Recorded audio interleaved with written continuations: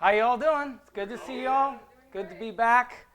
I'm really excited for this one. This is chapter 6, another really good one. I think that this is one that really what the last two we've been preparing for, and because those introduce us to the Olivet Discourse. And so today we're just going to go through the four horses of the apocalypse, which are the first four seals, which I believe relate to the Olivet Discourse, or the apocalypse of 70 AD. You can go to the website if you have any questions or you want to watch any old videos. At the end of the last one, the last verse in the Olivet Discourse, it says, "And what I say unto you, I say unto all, watch."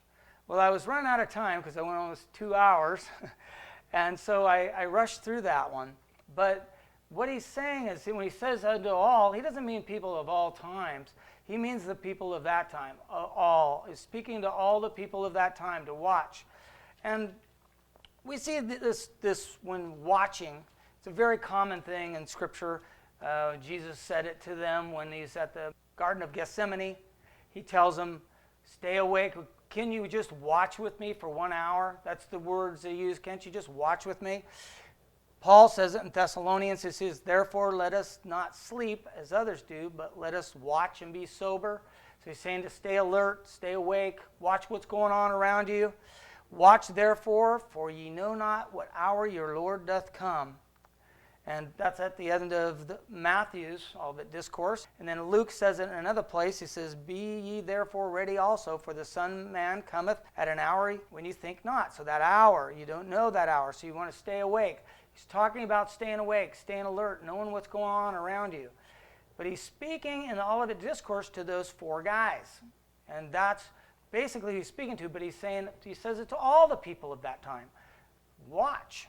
And we are supposed to watch too, but in Olivet Discourse, that isn't really directed to us because it's directed to the people of that time who are watching for 70 AD, which is all the signs of 70 AD about to start. So I spoke a little bit about, the Holocaust of 70 AD.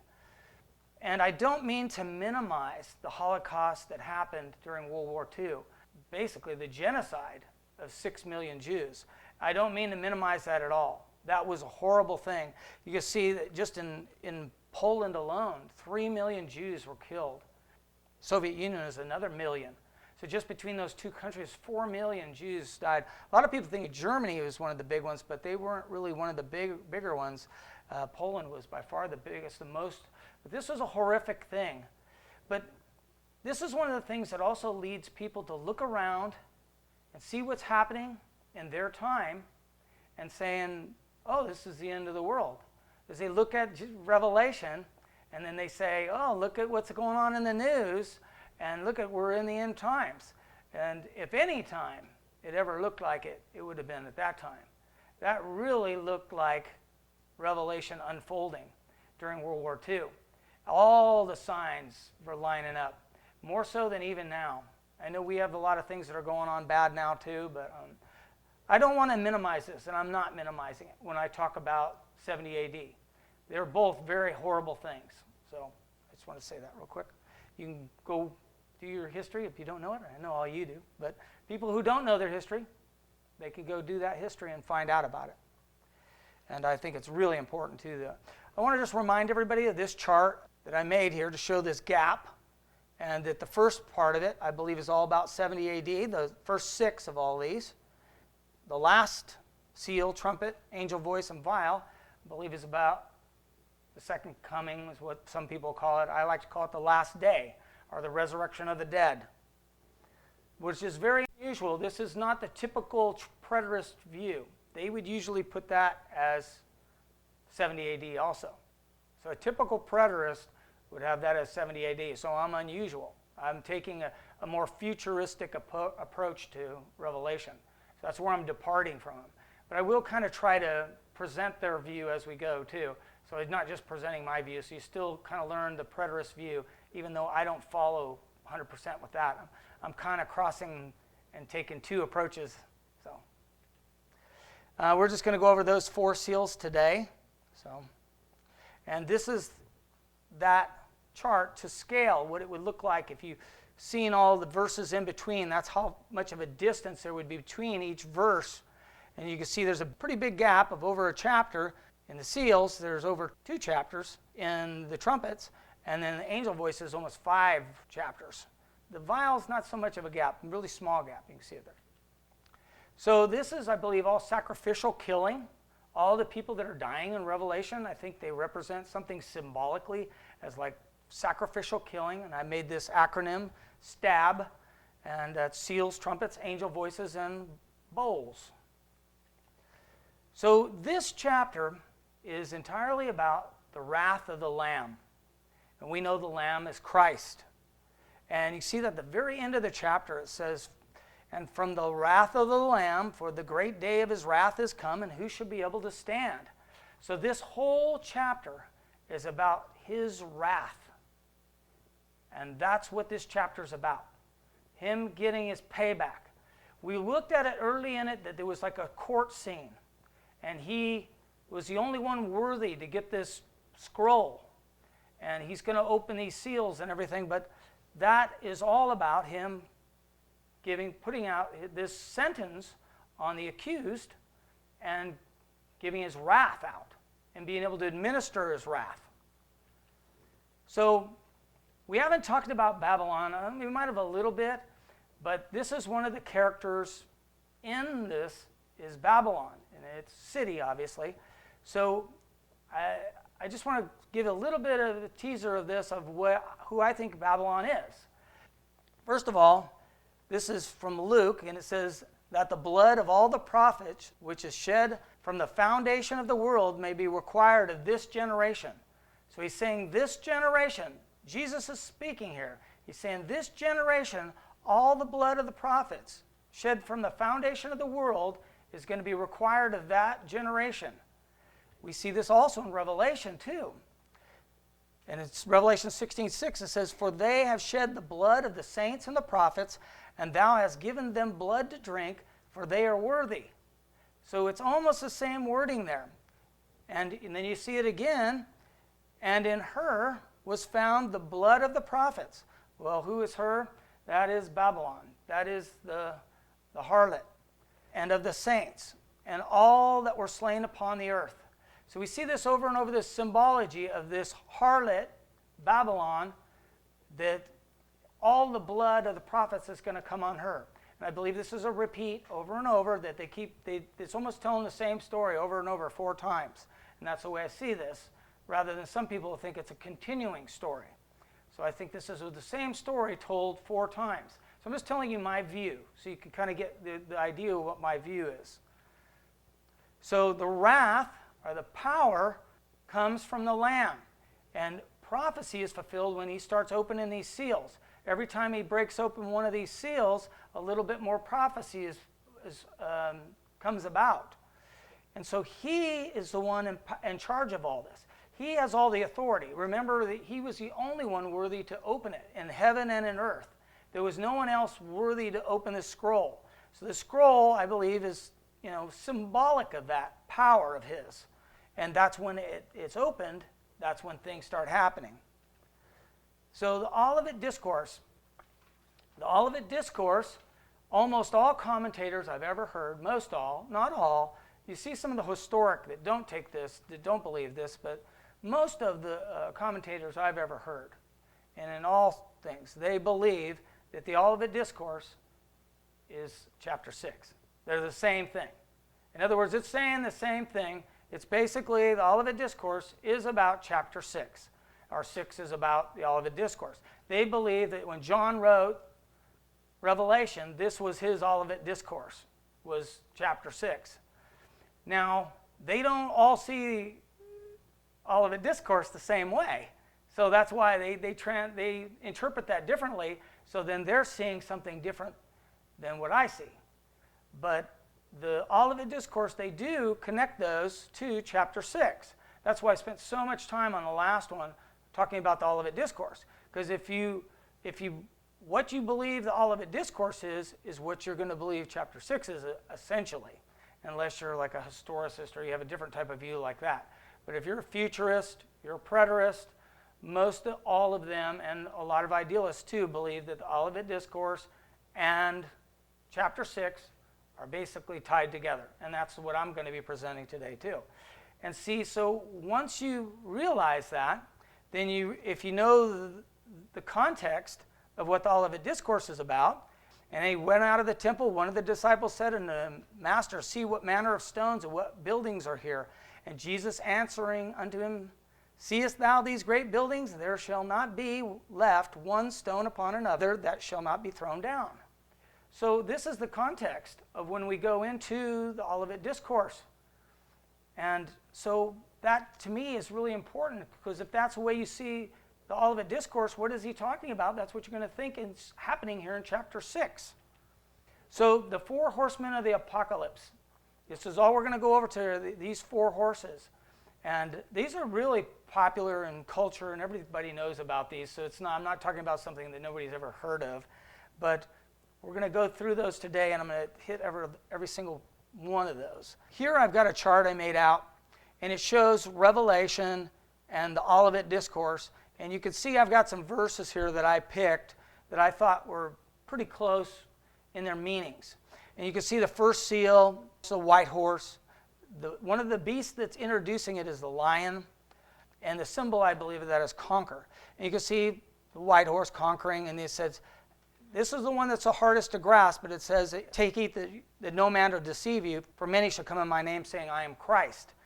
It's one of the more difficult ones. But anyways, we'll get into that and talk about it. But the second seal, red horse, calf, wars. It was red. It'll take peace from the earth. And you say there's wars in the Olivet Discourse. Next one's the third seal, the black, famine, all that. So we'll go through all that. And then the fourth seal is death and hell, and they shall kill you. So it basically, you can see that there's a kind of a, and as we go through, we'll try to show that there looks like there's a parallelism between the two, the Olivet Discourse and Revelation. And like I said, I'm not the first to see this. Many people see it this way. That's all sides. They all pretty much agree with that there's a parallelism there. It's just what they think the Olivet Discourse is about is the big question. That's why I spent so much time talking about that. So these living creatures, as some will say, and the King James says beasts, and they introduce the horse each time. So each one of these, I believe, was put there as a clue for us to figure out what this is about and what this symbolizes. Each one of these symbolizes. And these are not people, or not in a sense of, they are people, but they're not like a specific person necessarily. I mean, some of these are like death and hell. The fourth is death and hell. Those are concepts. It's not a person that's death and hell. Face of a man, and it has a face of a man, ox, and things. They're not people. They may be symbolic of people, but they're not that. And so I just wanted to say that real quick. But this is a clue. This is our clue for what these symbols mean. Because each one of these, I believe that's why these were put in there. More so than for chapter 4 and 5. I don't think they were as important as they are now here in chapter 6. I think this is really when they give their significance and how important they are is here in chapter 6, which I believe these all represent in general creation. So this is, I believe, chapter 6 is an allusion to Zechariah. And there's 2 parts, and one is chapter 1, but the other one's in chapter 6. And I think this is the more clear one, so I'm going to go through that real quick. But these are 4 chariots, though. And these were more for redemption, where now we're seeing something for showing their sentence. But this is for redemption more of Israel. But they have, the first chariot has red horse, the second chariot has black horses, third chariot has white horses, and the fourth chariot has gristled and bay horses. They're not in the same order, and they don't mean the same things. But you can tell that it's an allusion. The way John is using this, or God is, that when he's having John to write this, that he's alluding to Zechariah here. And it says, these 4 are the spirits of the heavens. And they are what's going to more so redeem Israel in Zechariah, what he's talking about. So it moves on in chapter 6 to Zechariah, and it talks about Joshua. And this is a man, Joshua, and thus speaketh the Lord hosts, saying, behold, the man whose name is the branch. Well, we know from Scripture that the branch is Christ. And we know that Joshua means Jesus. That's just the name. Yeshua is, the Jewish name for Jesus. And Joshua would be the English pronunciation of it. Jesus is actually a transliteration, I believe, from the Latin. But the call comes from the Greek, Latin, all that. But there's a lot of names there. And they usually call him Joshua in the Old Testament, Jesus in the New Testament. But basically, we know this is the same person. So we know this is here in Joshua, or here in Zechariah, this Joshua that's being talked about is Jesus. And it says, he shall build the temple of the Lord. Well, we know that Joshua in the Old Testament did not build the temple of the Lord. This Joshua that's being spoke of here by Zechariah. So some people will try to say this Joshua is Zerubbabel, but that's really a stretch in my opinion. To me, this very clearly is Jesus. And the other reason I say this, because it says, shall sit and rule upon his throne, and he shall be a priest upon his throne. And we know that from Hebrews, the only king and priest was Christ, or he was the first king and priest, let's put it that way. He was the first one to rule as king and priest. And so this really, to me, shows us Jesus. And so this whole thing alludes to Jesus, who we know is in control here in chapter 6, who's the one opening the scroll. So it's just an allusion to it.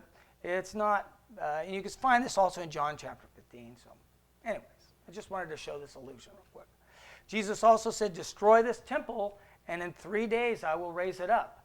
So we know he is someone who built a temple, but it's the temple of the Holy Spirit in us.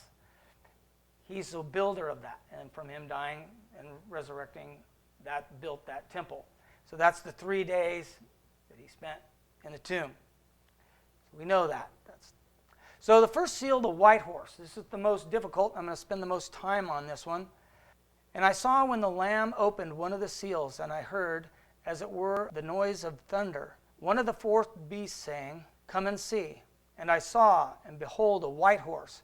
And he that sat on him had a bow, and a crown was given unto him. And he went forth conquering and to conquer.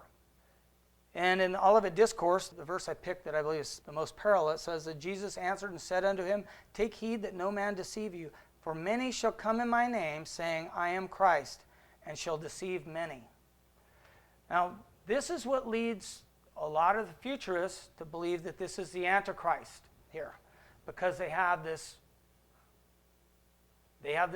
character here, and then they take this from the Olivet Discourse and they run with it. And I'm going to advise against that, and for one reason mainly. In the Olivet Discourse, this is the first words out of Jesus' mouth when he's talking about what? The temple being destroyed. They ask him the question, when is the sign of this going to happen? And what's going to happen here? When is this going to take place? And what's the sign?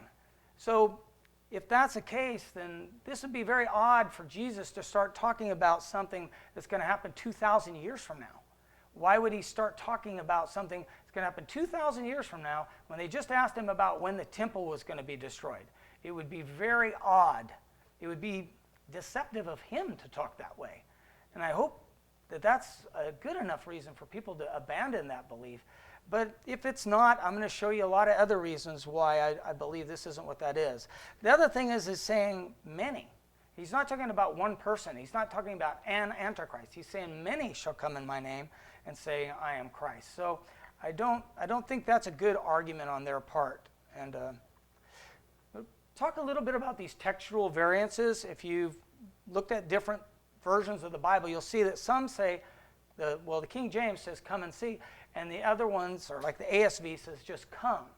And a lot of people talk about this, and I think it's false what they're presenting. Not false, but not a good argument. They're saying that this makes a difference. And I don't think this makes any difference. And I'll tell you why. Because the Lamb is the one opening the seal. Christ is opening the seal. So whether or not the beast is saying for the horse to come, or the beast is saying to John, come and see, what difference does it make?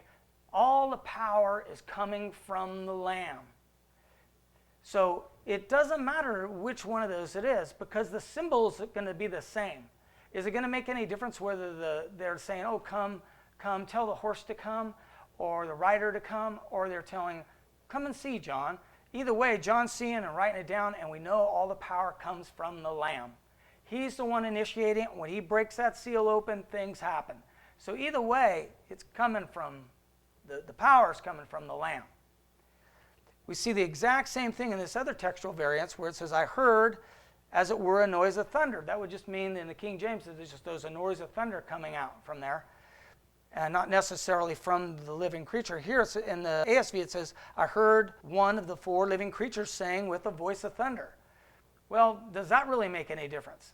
Because if in fact the living creature is part of creation and the thunder's coming from him, it's still coming from Christ.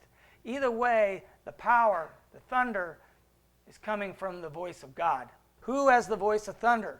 In Job it says, hast thou an arm like God, or canst thou thunder with a voice like him? In Samuel it says something very similar. The adversaries of the Lord shall be broken to pieces. Out of heaven shall he thunder upon them. So this voice of thunder, we know Christ has that. He's the voice of thunder. All power is coming from him. The thunder is coming from Christ. We never minimize where this power is coming from is Christ. All of it is initiated from him. He's the one opening the seal. This is all about the wrath of the Lamb, and that's the key to it. This is another argument that they'll make for it being the Antichrist. They'll say a crown was given unto him. Well, Jesus was never given any crown. He's not given things. He earned everything. Well, that's the way they spoke. All power is given unto me in heaven and earth. That's just the way they spoke. Given means he earned it. It's his. It's all his. All power is given to him. That's just the wording. They're taking things, little things, and misusing wording to achieve their end goal of saying this is the Antichrist, where there's nothing to stand on there. This is the next part of it. It says, I saw and behold a white horse, and he that sat on him had a bow. This is another thing they'll say, well, Jesus never would have a bow. He has a sword coming out of his mouth. He's the word, he speaks. Does he use a bow? Well, that's not really entirely true either, because God uses a bow over and over. I'll show you a few here. This is in Psalms. It says, thy arrows are sharp. It's talking about God. Here's in Habakkuk. He says, thy bow was made quite naked. Thine arrows, they went. All talking about God with a bow. Jesus is God. So we know that if God can use a bow, Jesus can use a bow. It's not a good argument to say why this could be the Antichrist and not Jesus. All of this is coming from Jesus. I'm not saying this symbol isn't entirely him, but it is coming from him. This is another argument they use. They said, for such are false apostles, deceitful workers, transforming themselves into the apostles of Christ. And no marvel, for Satan himself is transformed into an angel of light. Well, yeah, he is, but this is kind of out of context. This doesn't necessarily mean that this one is a dark angel, because remember, Jesus is opening this. Jesus is initiating this. If he didn't want this to happen, he wouldn't open this seal. He wants this to happen. This is his bidding. This is what he wants to happen. Just like him dying on the cross. He used bad people to achieve the greatest thing that ever happened. Him dying on the cross and resurrecting from the dead. He used evil people. He used the Romans to do this, to do what he wanted, his bidding. So, yeah, in a sense, Satan does transform himself into an angel of light. But here in Scripture, this is Scripture, him telling us who is the Christ, who is the true person. This is what it's showing us here. This is another verse to use, and be sober, be vigilant, because your adversary, the devil, as a roaring lion, walketh about, seeking whom he may devour. We all agree with that. We know that's Satan, right? He does do that. This is, first of all, it's totally taken out of context. because you can't just take symbology from somewhere else and throw it in. I will say this, sometimes that's all you got. And if that's all you got, then you do with what you have. But here, this is really taken out of context because nowhere in the book of Revelation is Satan talked about as being a lion. Never. He's talking about being a serpent, the dragon. Those are the things Satan's talking about in the book of Revelation. So if you want to use exegetical consistency within the book of Revelation, you would never say Satan is attributed to a lion. And besides, this beast is worshiping God. We've seen that in chapter 4 and 5. But regardless, that isn't that big a deal, but this next one is. And you can see this is the first seal. So the white horse, the lion, it's conquering, all those things.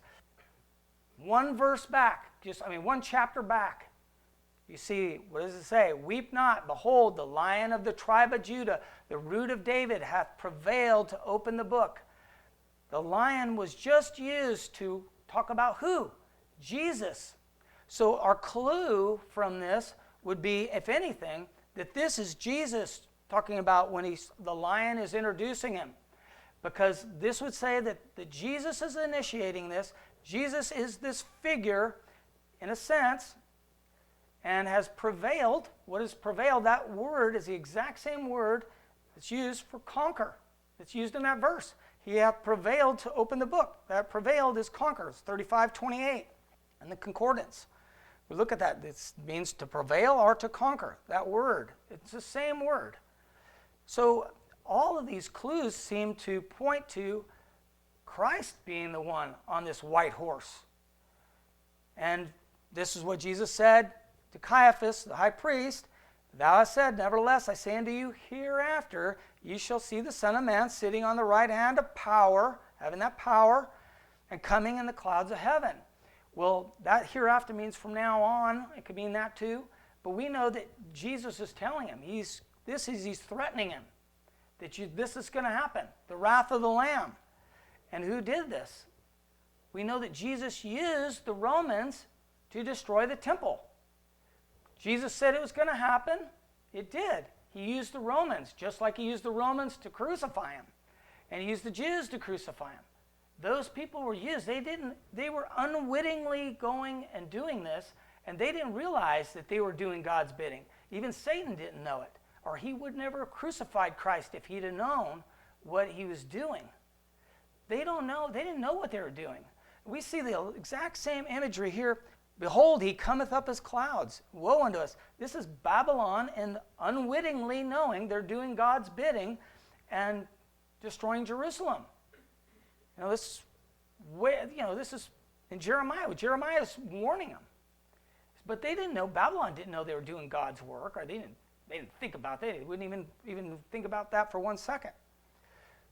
Same with Assyria invading. They didn't realize they were doing God's bidding. They were doing what God wanted them to do, to go destroy Egypt. The Lord rideth upon a swift cloud. That's the imagery that they're using on these, with an unwitting, evil people doing God's bidding, doing what God wants, his will. But they don't know it. But they're doing it for him. They're doing his dirty work for him. This is in Josephus, the War of the Jews, book 5, chapter 6, verse 3.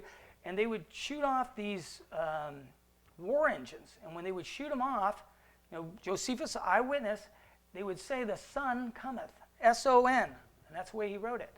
The sun cometh. He didn't know anything about all this, but they did.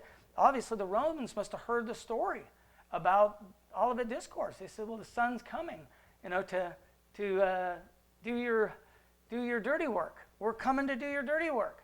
So they even seen that there. We talked about this last week with Titus. Titus is the one that ended up destroying Jerusalem in 70 AD. He said that he was a vehicle through which their God had manifested his wrath against his people. Almost word for word of the wrath of the Lamb. That's what Titus thought that what he was being used for, because he's seen the atrocities that had happened there. They had killing themselves. Besides, the other thing that gives you a clue that this could be Christ is the only white horse other than this one in the book of Revelation is in chapter 19. And he that sat upon him was called faithful and true. We know that from chapter 1, that was Jesus Christ as faithful and true witness. The faithful and true witness is the one that's going through this court trial here. It's Christ on this white horse. So he's using the Roman armies to do his bidding, but it's him that's conquering.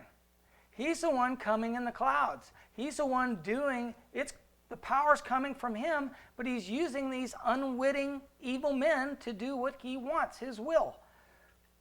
We have to know who the true Christ is. It says, many will come in my name saying, I am Christ.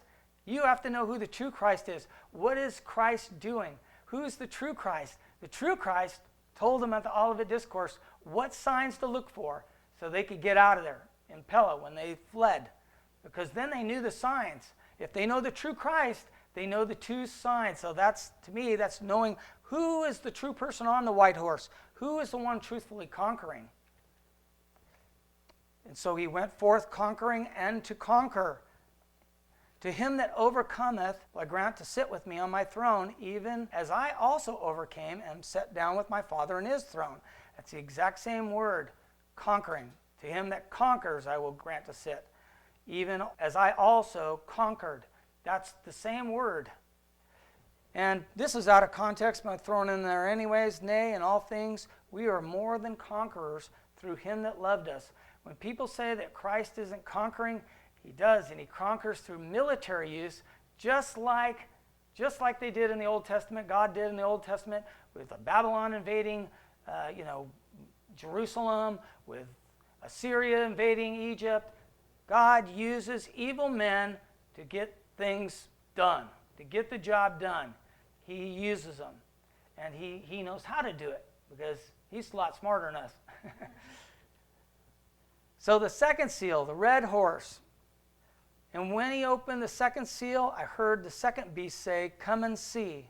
And there went out another horse that was red, and power was given unto him that sat thereon to take peace from the earth, and that they should kill one another, and there was given unto him a great sword. And the parallel verse, I believe, is, And ye shall hear of wars and rumors of wars. See that ye be not troubled, for all these things must come to pass, but the end is not yet. For nation shall rise against nation, and kingdom against kingdom. When he says take peace from the earth, I think that should say land there. I think that's a better translation. But it could be either way, earth or land, but I think land's better there because of the context here. So the second seal it's the red horse, and the second beast that is introducing it is the calf or the ox. I believe that this has two symbolic meanings here. One is red for blood. I think that's one of the things. Actually, there's 3 or 4 actually, but that's one of the things is a red meaning blood, and then wars. So when you have wars, there's bloodshed. But also I think this is sacrificial, and I'm going to go through that, and I'm going to show you why all those things are, I believe, are sacrificial. But I think that's a big clue, is because this beast that's introducing it is a calf. That's what one of the things that they would sacrifice is a calf. So we can see that sacrificial element through it. One of the things we see too right off the bat is red is what? The Roman flag. So a lot of people see that. It's very common. This is Jesus speaking in Luke 19, and he's overlooking the city, and he said, when he come near, he beheld the city and wept over it, saying, If thou had known, even thou, at least in this thy day, these things which belong unto thy peace, but now they are hid from thine eyes. For the day shall come upon thee, that thy enemies shall cast a trench about thee, and compass thee round, and keep thee in on every side, and shall lay thee even with the ground, and thy children within thee, and they shall not leave in thee one stone upon another, because thou knewest not the time of thy visitation. This is another verse that shows that peace being taken from them, the wars and rumors of wars. This all fits together with this too. He's telling them this is going to happen to them, that the city is going to be destroyed. This is in Matthew 10, and it says something very similar too. He says, Think not that I have come to send peace on the earth. I came not to send peace, but a sword. For I have come to set a man at variance against his father, and the daughter against her mother, and the daughter-in-law against her mother-in-law. And a man's foes shall be they of his own household. And this is what we see, this civil war breaking out in Jerusalem at that time. All those things that Jesus said he's come to do. This is one of the things he came to do, is to make this happen. That's what he's saying right here. I've come to take away the peace from you. And that's exactly what this second seal is all about, taking that peace away from them. I spoke about this character last week. His name is Sestius Gallus. And this is in the War of the Jews. It's book 2. It's quite a bit of reading. I'm going to read through it because I think it gives you a little bit of set to that time period. It gives you some of those details, and I think it's pretty good. But Sestius Gallus was the governor of Syria, but that was one of the Roman provinces. So he's a Roman, but he was the governor of Syria. And so when they say Syrians, that's who they're talking about, was when they came in. This happened in about 66. So he was the first invasion, and they did mostly the north part of Israel. And he did get finally down to Jerusalem, but mostly where most of his fighting went on in the north part of Israel. So, and he's not the one that took it out. He's the one that left. And then later, Titus came in as the one that took out Jerusalem. But Sestius Gallus started this. This is the beginning of sorrows, in my opinion. This is what's the start of it all. And this is really horrific, too. He did horrific things, too. But anyways, however, the Syrians were even with the Jews in the multitude of men whom they slew. For they killed those whom they caught in their cities. And that not only out of the hatred they bear them as formerly, but to prevent the danger under which they were from them. So that the disorders in all Syria were terrible, and every city was divided into 2 armies, encamped one against another. And the preservation of the one party was in the destruction of the other. So the daytime was spent in shedding of blood, and the night in fear. It was common to see the cities filled with dead bodies still lying unburied, and those old men mixed with infants, all dead, and scattered about together. Women also lay amongst them, without any covering for their nakedness. You might then see the whole province full of inexpressible calamities, while the dread of still more barbarous practices which were threatened was everywhere greater than what had been already perpetrated. This one I'm not going to read through, because I already did a lot of reading, but this is another one. This is the next book after that. It's the same, it's talking about the same events with Gallus, Sestius Gallus coming in there. And this is talking about the Sea of Galilee. And when they were overtake some of their ships, the Romans would overtake their ships, a lot of them would fall into the sea. When they'd fall into the sea, the Romans would cut off their heads when they were trying to get back up in the boats, and they'd cut off their hands and their heads. And he said that the whole lake, he calls it a lake, it's the Sea of Galilee, was all bloody. And I think we're going to talk more about this a little later, so I don't want to talk too much about it, but this is talking about these wars and rumors of wars at the beginning here. And this all happened at that time. So it very much fits into what he's talking about here in chapter 6. So we went through the first 2 of these, and this barely getting started here, but I want to make you see here as you go across, when you get to the trumpets, 1/3 of the sea turns to blood. You see that in the trumpets on the second trumpet? And then if you go over to the vials, it says the sea turning into blood. So these are all tied together. And if you see that these things are all tied together, you start to see how that all envelops the way I'm saying that. These are the same thing, just repeated 4 times. Trying to present my view as best I can here. This is continuation of that verse, and it says, and that they should kill one another, and there was given unto them a great sword. But this kill, that word is spazo, and that's 49:69. This is a very unusual word to use right here, because typically this word, spazo, is it's a sacrificial killing. And that's usually when they use this, like Christ being sacrificed, his killing. So it's a very unusual using this here in this situation right here. So I think this points us to this being sacrificial killing. And that's what that word spazo, I'm not going to read all those verses, but all those verses there, in the same context, are about sacrificial killing, human sacrifice. So this is in Revelation. It does say, in her was found the blood of the prophets and the saints and all that were slain upon the earth. That slain there is spazo. So they were all slain. These are the blood of the prophets and stuff. This is the opposite, but I think both are sacrificial. And in her, that was Babylon, the harlot. I think the earth should be land there too. I just say that. It could be translated either way, but I believe it should say land.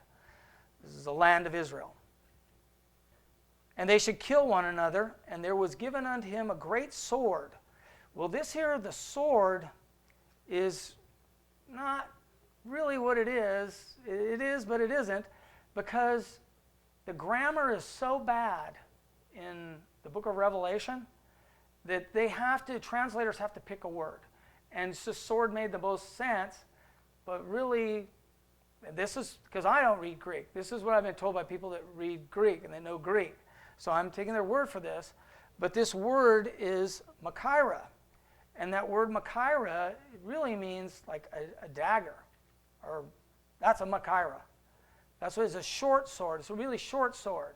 So you could say a sword, but it's really that word could be like a dagger or a knife. And for some reason, because it's a feminine or whatever, they have ways they have to say things. So they have to use that word that way. But anyways, that's why it's translated that way, a sword. You can see this is the exact same word if you look at the Septuagint for the short sword that Abraham was going to use when he was going to sacrifice Isaac. It's the same word. It's Machaira, exact same word. So I believe this is a sacrificial killing here we're talking about. These people are dying for a sacrifice for something. And sacrifices are throughout the Bible. All the way through the Bible talks about sacrifice. Sacrifice is the biggest topic in the Bible. If you really think about it, from the Old Testament, sacrifice was the whole thing. Without sacrifice, they couldn't atone for their sins. We can't atone for sins without Christ's sacrifice. Sacrifice is the most important topic, really, in the whole Bible. And I believe that's what this is talking about here, too. This is a sacrificial killing. And I believe this is just like Christ's blood shed as redemption for all. I believe that generation's blood is shed for a penalty for all of the evil that was done. So I think this is sacrificial killing. Just like I think that when people give their life now as a sacrifice unto God, it's a good thing. It means something. It means something to God. Now the third seal, the black horse. And when he opened the third seal, I heard the third beast say, "Come and see." And I beheld, and lo, a black horse, and that he that sat on him had a pair of balances in his hand. And I heard a voice in the midst of the four beasts say, "A measure of wheat for a penny, and 3 measures of barley for a penny. And see thou hurt not the oil and the wine. And there shall be famines and pestilences and earthquakes in diverse places, and these are the beginning of sorrows." So we see this black horse, and Jesus is releasing this. Always keep in mind, Jesus is the one making these things happen. But in Lamentations, we see this black. Their visage was blacker than a coal. That visage means their face. And remember, this is the face of a man. And it goes on, it says that they slain with the sword are better than they that are slain with hunger. Very similar terminology, what we've been just talking about. The sword, we had the sword, now we have the slain with hunger. And that's what we see, this famished man face, this black visage, this black face, because it's so starving to death. So we see that, all this symbology there through the beast that's introducing it. He has the face of a man. I believe this also gives a little bit of symbology too, that this is an artificial famine, because the man is causing this famine. It's not a natural, like just the vegetation is gone or whatever. I think this is a man-made famine. And it's coming from the third beast, who has that face of a man, this famine. Most all commentators agree this means famine too. He had a pair of balances in his hand. So the balances this is an allusion from, I believe, Ezekiel and many other places too, where Ezekiel talks about this in chapter 4, verse 9 through 12. He says, "And thy meat which thou shalt eat shall be by weight." So they're using balances to demonstrate that you're eating your food by weight. And Ezekiel's talking about the calamities that are going to come upon them when their famine's going to happen. And he actually uses too, he says he'll bake it with the dung that comes out of a man. So I put this little thing I found online, Ezekiel 4:12 with human dung. I thought it was funny. They're just joke. It's a joke. It's not really that. Ezekiel bread is actually 4:9. Ezekiel 4:9, not 4:12. But they say, let's hope he didn't use the original recipe. So anyways. But that idea there is that their famine is coming. And that's what Ezekiel is using this. He is using an acted out parable to do this. So he's doing this out in public for everybody to see this, to show this as an acted out parable, to show everybody the famine conditions that are going to be coming upon them. And he's eating his meat by weight. And that's one of the things. He eats it by weight, which is why those balances mean the weight. This means famine. There's going to be famine conditions. We see also the famine with horrible thing we saw in the last one too. This woman who kills and roasts her baby and saves half of it. Horrible famine conditions. They're starving to death there in Jerusalem. "And I heard a voice in the midst of the 4 beasts say, A measure of wheat for a penny, and 3 measures of barley for a penny. See thou hurt not the oil and the wine." Well, this voice in the midst of the 4 beasts, there's a lot of speculation of who or what that is. I don't see this as a big issue, but I'm going to go through it real quick. Some people think it's God speaking because it's in the midst of the 4 beasts. Some people see it's Jesus or the Lamb speaking. I think that gives the clue to this, that it's not those, is because it's not saying in the midst of the throne. To me, if it was the midst of the throne, it would be coming directly from God or Jesus. Either way, it's all coming from God or Jesus. But I see this as coming from creation. And that's the way I see it. It's not a big deal. I don't think it makes any difference one way or the other. Measure of wheat for a penny. It's almost like somebody just saying, this kind of seems odd. Measure of wheat, because it's coming from somewhere, Measure of wheat for a penny and 3 measures of barley for a penny. It just seems like an odd little thing that they have in there. There's a direct quote from Josephus in the War of the Jews, book 5, chapter 10, verse 2. "They saw they would very soon die of themselves for want of food. Many there were indeed who sold what they had for 1 measure. It was of wheat, they were the richer sort, but of barley they were poor." So you could see that they were doing the exact same things, the wheat and the barley. Well, a penny would be a denarius. And Jesus told us in parables that a denarius was what they would work for a whole day. So that was a whole day's wages of what they had. So they would use a whole day's wages just to buy this. And the rich could afford the wheat, but the poor had to buy the barley because it was all they had. It was for a whole day's wages. So I think it's very close to the exact same thing coming from what was going on there. This eyewitness, Josephus, who was an eyewitness to this, and he had never read the book of Revelation, so he'd have never known. This would be a miraculous coincidence. I think it's pretty God. I think it's God here. "See thou hurt not the oil and the wine." There's a lot of speculation about this too. Some believe that this calamity will come upon them during the harvest of the grapes and the olives. That's a possibility that could be the interpretation or why this is. It's during that, because there'd be no shortage of the wine if it was during the grape harvest. They'd maybe have all that. But we know from Josephus that they burn up all the food and they wasted all the food. So I don't even think that is true. I think everybody was experiencing no wine or no oil or nothing. I don't really buy into that one. I don't believe that one, but it's possible. The oil and wine are luxuries, so you can't live on them, so maybe that's why he's saying that. You could have a lot of oil and wine, but even then, I think oil is one of the things that they would crave that so that they could cook and do other things. They use oil for a lot of things. They put it on their faces. They did all kinds of things with oil. Like we use all kinds of products. We don't have to use oil for that, but that's what they used oil for. In Josephus, once again, he writes here again about this John Geshala. If you remember, he was one of the zealots. He's the one that followed Gallus out and overtook Gallus, and John Geshala was the one that overtook him at Ben Horon.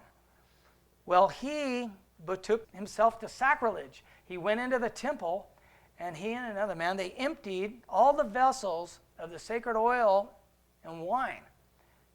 And they were anointing themselves with the oil, wasting it. They wasted it all, and drinking all the wine. And they drank all the wine, so this sacred wine. So this would be kind of a little bit of it seems almost like it fits it very good too. So it's another thing that points to this, to 70 AD. And not to say that it isn't the other, that it's just because of the famine conditions that the reason why the oil and the wine, I think that could be partially it too. I'm not saying that this is all of it. But this is something else. It's a little bit something there, a little tidbit. The fourth seal, the pale horse. And when he opened the fourth seal, I heard a voice of the fourth beast say, "Come and see." And I looked, and behold, a pale horse. And his name that sat on him was Death, and hell followed him. And power was given unto them over a fourth part of the earth, to kill with the sword, and with hunger, and with death, and with the beasts of the earth. You can almost see here right off the bat that this is very symbolic. This isn't a person. This is, this is a personification of something. It's a personification of death and hell following them. So this gives us a clue about the other three that we wouldn't really see of them as a particular person either, that these are also symbolic. When we start to make these into a person, actually riding on a horse, we become a barking dog person. We're starting to get to this point where we're not looking at this symbolically like we should be. We're making these into people. These aren't people. Death and hell isn't a person, not like the Grim Reaper or something. Death and hell it's an abstract idea. It's something it's abstract. It's not an actual person. We should know that just from chapter 1. It was told us this is all signified. This whole book is signified. So we know it's done in signs. These are all signs. I believe each one of these is Christ, in a sense. He's the one that has control over this. He's controlling it. Even if it's not him actually doing the dirty work, he's controlling it. He's in charge all the way through. We see that. It said, "And they shall deliver you up to be afflicted, and they shall kill you, and you shall be hated of all nations for my name's sake. And then shall many be offended, and they shall betray one another, and they shall hate one another." Well, Christ is the one controlling. When you give your life to Christ, you go out and you start preaching the gospel, you're going to be hated. You will have persecution. You will have tribulation. Now, this tribulation is in opposed to the great tribulation, which you look here in Matthew 24:21, "And for then shall be great tribulation, such as was not since the beginning of the world to this time, no, nor shall ever be. And except those days should be shortened, there should no flesh be saved. But for the elect's sake, those days shall be shortened." So we're looking at this tribulation that's coming on the apostate Jews, not the Christian Jews. Those are the ones that will be saved. Those that are the elect he's speaking about here. And then we look in the next verse. This is Mark 13. It's a parallel verse. "For in those days shall be affliction, such as was not from the beginning of the creation, which God created unto this time, neither shall be." So we're talking about this great tribulation, or a time of affliction, that's happening here in 70 AD, about them being killed with the sword and with hunger and with death and the beasts of the earth. This is all coming on because of death and hell. And see, the pale horse represents death and hell. The name of him was Death and Hell. So I think that is more pointing at the apostate Jews rather than the Christian Jews. I believe the Christian Jews are going to be saved. So this fourth seal, the pale horse, call it the pale horse, it's green. It's a green meaning that color like when people are dead, the color they turn green. I also like, gangrene almost too, that kind of thought process. And the flying eagle, the one that's introducing this, we talked about this before, wherever you see the eagles, there will what? The carcasses be gathered. Their carcasses will be there. That's the way the ancient world thought about an eagle. They don't think about the eagle like we think about an eagle. But wherever you see these flying eagles, that's where the carcass is going to be, death and hell following them. And we also see this eagle. This happens to be also on the Roman flag. So we see that again. So it's more symbology pointing this towards Rome, who's doing the bidding, unwittingly knowing they're doing the bidding of God until after they did it. Then they realized that they had done it. Who has the keys of hell and death, or Hades and death? It's Christ. I am he that liveth and was dead. This is chapter 1, verse 18. And behold, I am alive forevermore. Amen. I have the keys of hell and death. He's the one in control of hell and death. He's controlling the fourth horse.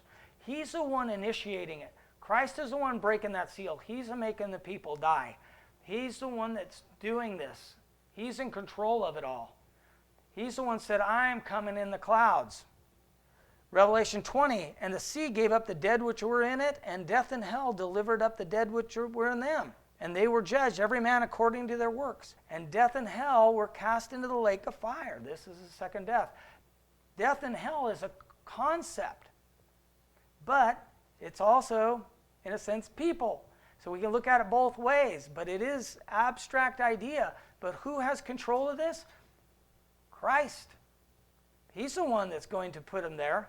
In the end, he's the one that decides who goes and who doesn't. All authority, power has been given unto him. He's the one that decides who goes to hell or the lake of fire and who goes to the new heavens and the new earth. Christ is the one that decides that.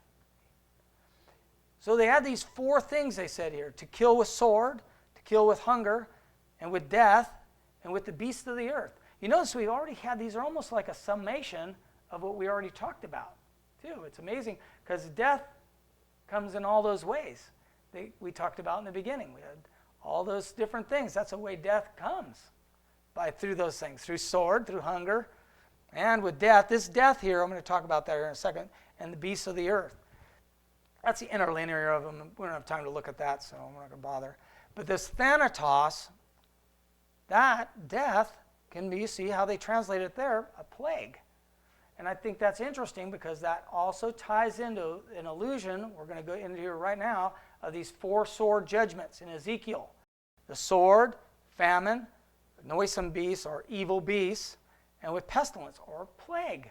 So it fits to those four things almost perfectly that we just talked about in the book of Revelation there, and that verse, those exact same four things. So it's an allusion to that. We can see that. And who's that coming on? Jerusalem. So there's the interlinear for that number in Ezekiel, which says pestilence. You can see it's the same thing, or plague. So there you can see it could be translated either pestilence or plague. Most of the time it's translated pestilence, but it can be translated plague too. You see down there at the bottom. So this is what I talked about before in last week's here in Leviticus. And it says 4 times he's going to punish them 7 times. Well, you also see in here, if you look at this and you're really observant, you'll see I will send wild beasts among you. That's one of them. I will bring a sword upon you. That's another one. I will send pestilence among you. That's another one. And you will be eating your bread by weight. So you hit all 4 of those again. And if you remember at the very end, he says, ye shall eat the flesh of your sons and the flesh of your daughters you shall eat. It almost seems like it fits perfectly here to 70 AD. But what God's telling them back in Leviticus, if they didn't do what he told them to do, which is exactly what they didn't do. They didn't do what he told them to do. Not over and over and over. He gave them chance after chance after chance in the Old Testament. And they didn't do what he wanted them to do. So that's that sacrificial killing. Like I said, I believe all these are sacrificial killings, taking on all of the judgment from Christ for all the saints and all the prophets. The stab in the seals, but So that's the 4 horsemen of the apocalypse. You've got the white horse, which I believe represents Christ, but using the Romans to do his bidding. Through him, through the Romans, he's causing judgment. He has his bow. Bow usually means military might, but we've seen that God uses bow just like Jesus does. Using, just like he did, used the Assyrians to go into Egypt, or he used Babylon to go into Jerusalem, he's using the Romans to go into Jerusalem and Israel and judge them, and judge and avenge. The wrath of the Lamb, the red horse, that bloodshed, wars, civil war, with that dagger representing the sacrificial killing. You got the famine, the black horse with famine weighing out their food. And then lastly, you have that green or pale horse that represents death, and hell is following him. All Christ has control of death and hell. Christ has control of all these. He's opening these seals. He is creating the wrath. And this is what this chapter is about, the wrath of the Lamb. And finally, because we know this is in parallel with the Olivet Discourse, at the end of the Olivet Discourse, what does it say? Verily I say unto you, this generation shall not pass till all these things be fulfilled. Next session, the fifth and sixth seals, which those also relate to the Olivet Discourse, and the apocalypse of 70 AD, which I believe they do. And that's all I got for today.